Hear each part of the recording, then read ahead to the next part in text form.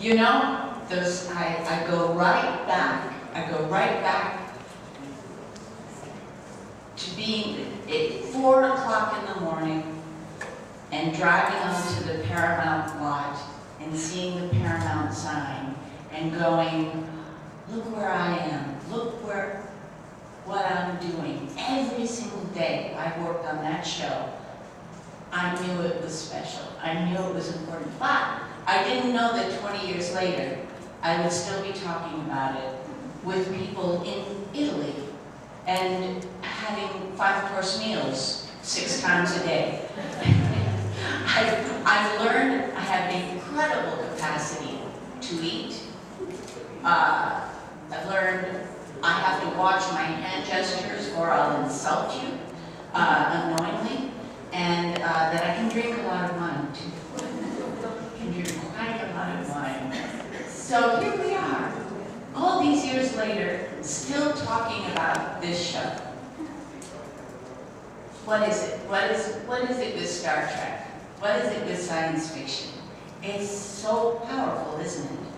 It's, for me, it's, and I think for you, a way to look at ourselves at safe distance and look at what we can be and look where we can go and the problems that we have at the moment. And certainly Deep Space Nine did that. We were all stuck together. We didn't all get along so well, and we had to solve it. So yeah, are you good?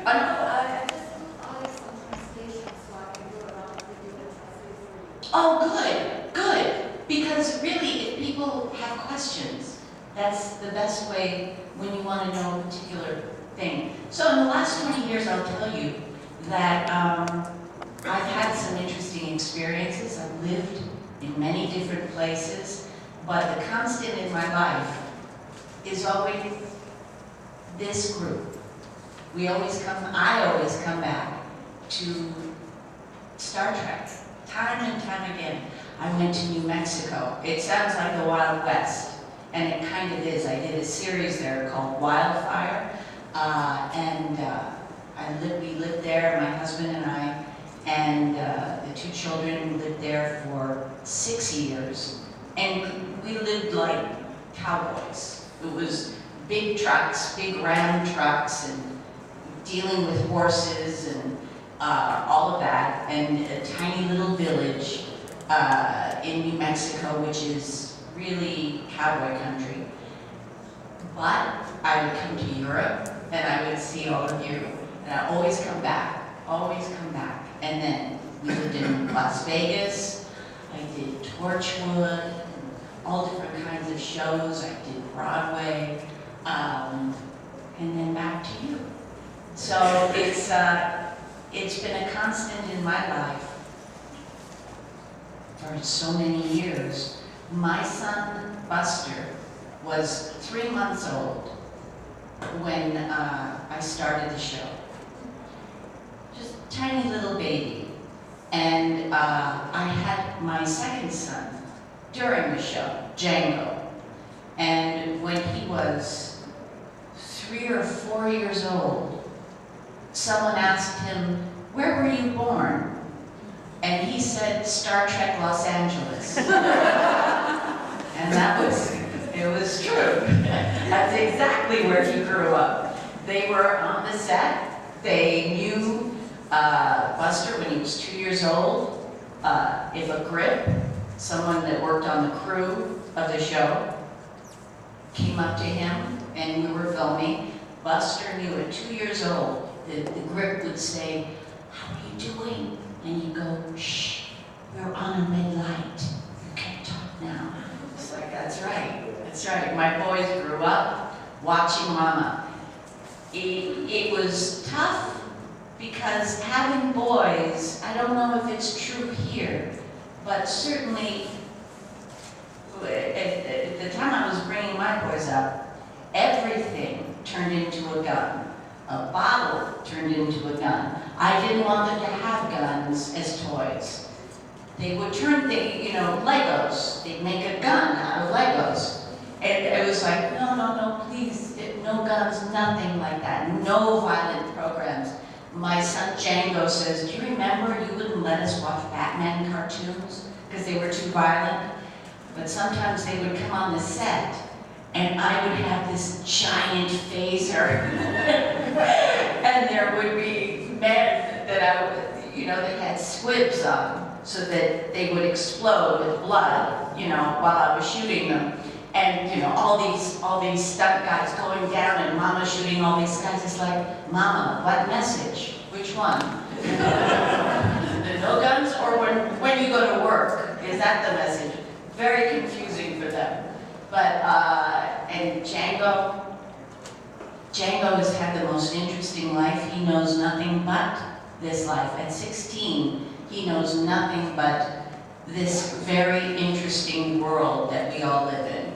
And he's a very interesting kid because of it. I wish I had a picture of him. I don't, he's 16 now.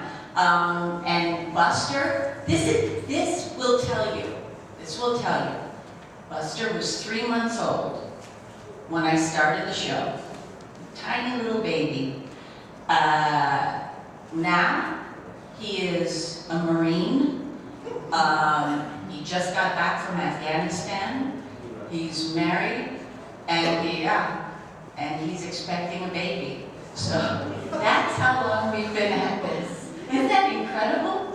I'm old. To me, it just sounds like you're a son. Yes. I know. I see, no matter what, they pick up the phaser and they go. It's just the way it is. He learned it one way or the other. Do you have questions, things that you want to know about the show or anything? Because it's such a good way to answer you for what you really want to hear. You?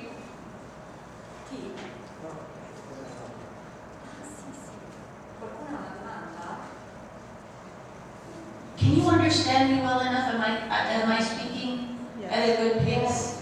Yeah, it's good? Good.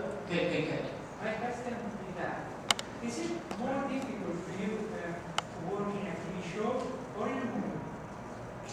To me, it's more difficult in a TV show, but much more fun, much more challenging, because TV is fast. It's like being a guerrilla, an army guerrilla. You have to go in, get the job done. No one's going to help. The light is fading from the sun. You've got to get the shot. So there's a lot of pressure. In a movie, they do take after take after take. There's a lot more time that you can give something. They usually don't do more than 2 pages a day. In a TV show, it's usually 8 or 9. So you move fast. In a soap opera, do you have soap operas here? Yeah. In a soap, I used to do soaps in New York. And in a soap opera, you do an entire script. So that was the most challenging of all. You have every night a lot of words to memorize, a lot. It was great practice for me, because when I certainly when I started doing Star Trek, the hardest thing was what we called technobabble. It was all the very, very necessary words that we didn't know what it meant. We had to learn. It was like learning a different language and speaking in a different language, and we had to get it right. And some TV shows, you can get it somewhere around the right words. Star Trek, every single word has to be exact. So that in itself is a big challenge. But the soap operas prepared me for that completely. I was ready to go. So yeah, I prefer TV. And I was just saying earlier that TV is like doing a sprint in a race. It's like sprinting. You have to work hard for 3 minutes at a time. But doing theater is like being in a marathon. you have to stay on top of it for quite a long time and have the endurance to perform over a long period of time, 8 shows a week. It's very different, but it's very satisfying too. It's wonderful. Anyone else have a question? No? Una la faccio io allora. Nana viene da una famiglia di artisti, quindi volevo chiederle cosa ha significato per lei crescere in una famiglia di artisti.